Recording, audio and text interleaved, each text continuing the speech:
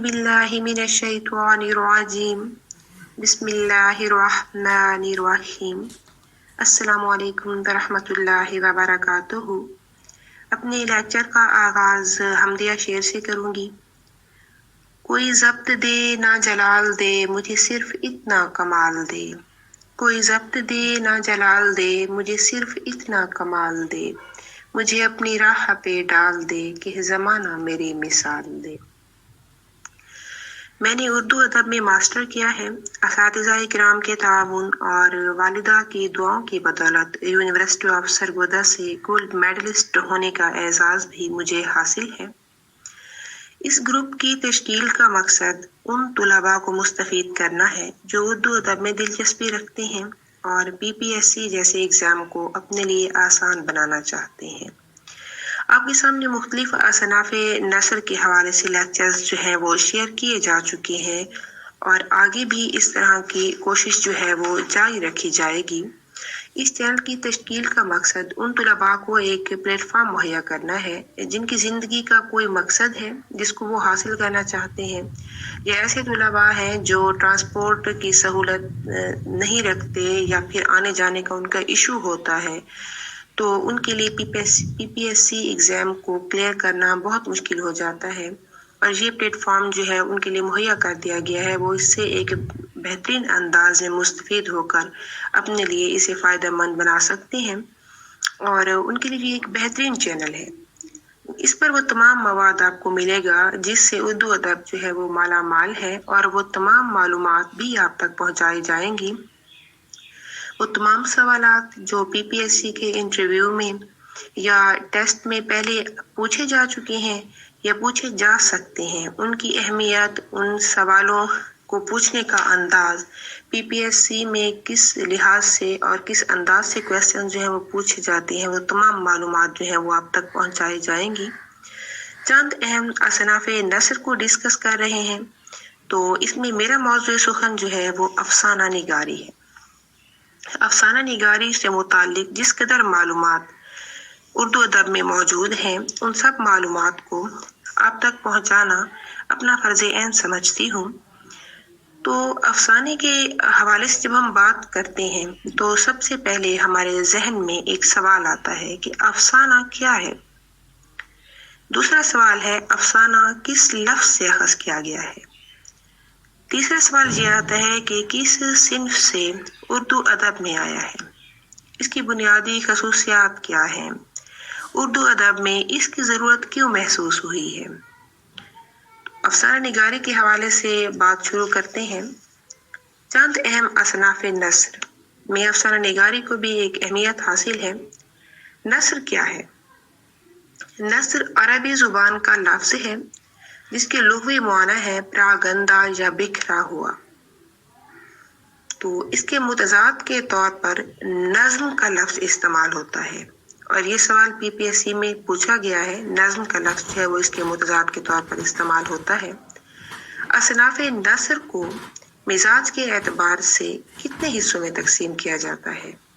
असनाफ़े नस्र को मिजाज के एतबार से 2 हिस्सों में तकसीम करते हैं, अफसानवी अदब और गैर अफसानवी अदब। फिर एक क्वेश्चन पूछा जाता है कि अफसानवी अदब का जब हम जिक्र करते हैं तो उर्दू अदब में अफसानवी अदब जो है ये कितने हिस्सों में तकसीम किया गया है? इसे 4 हिस्सों में तकसीम किया जाता है अमूमन। पहला हिस्सा दास्तान है, दूसरा हिस्सा इसका नावल है, तीसरा हिस्सा अफसाना है, चौथा इसका हिस्सा जो है वो ड्रामा है। तो मेरा मौजूद सुखन बिलखसूस यहाँ पर अफसाना निगारी है और पहला सवाल है अफसाना क्या है।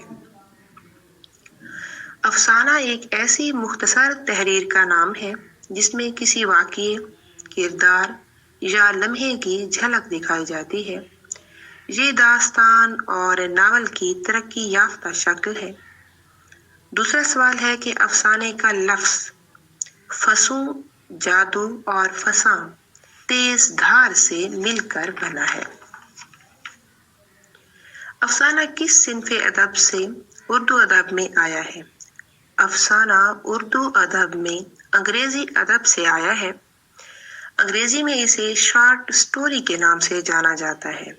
جب ہم افسانے کی ایک بہترین تعریف کرنا چاہتے ہیں تو وہ تعریف کچھ یوں ہوتی ہے: افسانہ وہ مختصر کہانی ہے جسے ایک ہی نشست میں پڑھا جا سکے۔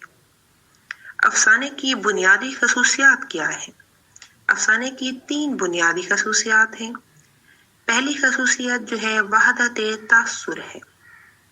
دوسری خصوصیت وحدت زمان و مکان ہے، اور تیسری خصوصیت اختصار ہے۔ پہلی خصوصیت کو جب ڈسکس کرتے ہیں تو اس سے مراد یہ ہے کہ افسانہ نگار کی توجہ زندگی کے کسی ایک پہلو پر ہونی چاہیے۔ وحدت تاثر سے مراد یعنی ایک ہی مسئلہ، ایک موضوع بیان کیا گیا ہو، اور وحدت تاثر جو ہے یہ افسانے کا بنیادی عنصر ہے۔ افسانے کی بنیاد کس چیز پر رکھی جاتی ہے؟ وحدت تاثر پر۔ دوسری خصوصیت ہے وحدت زمان و مکان۔ زمان سے مراد ہے زمانہ اور مکان سے مراد ہے زمینی پھیلاؤ۔ وحدت زمان و مکان سے مراد کہانی جس زمانے سے شروع ہوتی ہے اسی زمانے میں ختم ہونی چاہیے۔ یعنی افسانے کا جو پھیلاؤ ہے یہ طویل خطوں تک نہیں ہونا چاہیے، مختلف جغرافیائی حدود تک نہیں ہونا چاہیے، بلکہ جس زمانے میں کہانی جو ہے وہ شروع ہو رہی ہے اسی زمانے میں کہانی کا خاتمہ جو ہے وہ یقینی ہونا چاہیے۔ اس سے مراد یہ ہے کہ وحدت زمان و مکان۔ پھر اختصار کی بات کرتے ہیں۔ اردو افسانے کی سب سے بڑی خوبی کہی جا سکتی ہے اختصار۔ اختصار سے مراد یہ ہے کم سے کم الفاظ میں اپنا مدعا جو ہے وہ قارئین تک پہنچا دینا چاہیے۔ ان اختصار افسانہ جو ہے یہ ایک مختصر چیز ہے جو اردو ادب میں آئی ہے۔ اس کی بنیادی خصوصیات میں بیسک جو چیز ہے یعنی اس کی بنیاد وحدت تاثر پر ہوتی ہے، لیکن سب سے بڑی خوبی کیا ہے؟ خوبی وہ ہوتی ہے، خصوصیت ہوتی ہے، یعنی جس چیز کو ہم دیکھتے ہیں تو اس میں واضح نظر آتی ہے، وہ ہوتی ہے کم سے کم الفاظ کے چناؤ میں اپنا مدعا جو ہے وہ قارئین تک پہنچا دینا۔ اردو ادب میں اس کی ضرورت کیوں محسوس ہوئی ہے؟ چونکہ جدید ٹیکنالوجی نے زمانے میں تیز رفتاری میں اضافہ کر دیا ہے۔ ہم دیکھتے ہیں ہر چیز جو ہے وہ وقت کے ساتھ مختلف تبدیلیاں آئی ہیں۔ تو پہلے داستان تھی، اس کے بعد ناول، اور ناول کے بعد افسانے کی ضرورت محسوس ہوئی۔ وقت کی کمی کا باعث جو ہے وہ اس کی اردو ادب میں آمد کا سبب بنا ہے۔ تو اردو ادب کے اولین افسانہ نگار کون ہیں اور افسانہ نگاری کا آغاز کب ہوا ہے اردو ادب میں؟ تو اردو ادب میں افسانہ نگاری کا باقاعدہ آغاز 20ویں صدی کے ابتدائی سالوں میں ہوا ہے، لیکن جب اردو ادب کے اولین افسانہ نگار کی بات آتی ہے تو ہمارے سامنے 3 نام آتے ہیں، جس میں ایک قدیم تحقیق کا نام آتا ہے جبکہ دوسرا جو ہے وہ جدید تحقیق کا نام آتا ہے۔ 3 نام ہمارے سامنے آتے ہیں۔ اولین افسانہ نگار علامہ راشد الخیری، منشی پریم چند اور سجاد حیدر جلدر۔ ان 3 افسانہ نگاروں میں یعنی تھوڑا سا زمانی فاصلہ ہے، تھوڑے سے زمانی فاصلے کے بعد جو ہے یہ جو ہے اپنے افسانوی مجموعے جو ہمارے سامنے پیش کر رہے ہیں۔ ان 3 افسانہ نگاروں کا اپنا ایک وے آف یعنی لکھنے کا ایک بہترین انداز ہے جس کو وہ بہترین انداز میں ہمارے سامنے پیش کرتے ہیں۔ سجاد حیدر جلدر رومانی پہلو کو ہمارے سامنے لاتے ہیں، منشی پریم چند حقیقت پسندی کو ہمارے سامنے لاتے ہیں، علامہ راشد الخیری کے ہاں طبقہ نسواں کی حوصلہ افزائی نظر آتی ہے۔ لیکن ان تینوں افسانہ نگاروں میں کس افسانہ نگار کو اردو ادب میں اولیت حاصل ہے اور اس کی وجہ کیا ہے؟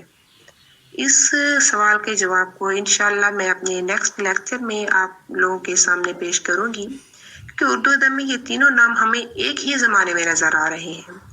تو اس میں سے کس شخصیت کو اردو ادب کے اولین افسانہ نگار ہونے کا شرف حاصل ہے، اس کو میں اپنے نیکسٹ لیکچر میں آپ لوگوں کے سامنے ڈسکس کروں گی اور بہترین انداز میں آپ تک پہنچاؤں گی کہ کس وجہ سے اردو ادب کے پہلے افسانہ نگار کہلائے جاتے ہیں۔ 3 نام ہیں، ان تینوں ناموں کو ڈسکس کریں گے انشاءاللہ میرے نیکسٹ لیکچر میں۔ آپ لوگوں کا بے حد شکریہ. اللہ حافظ.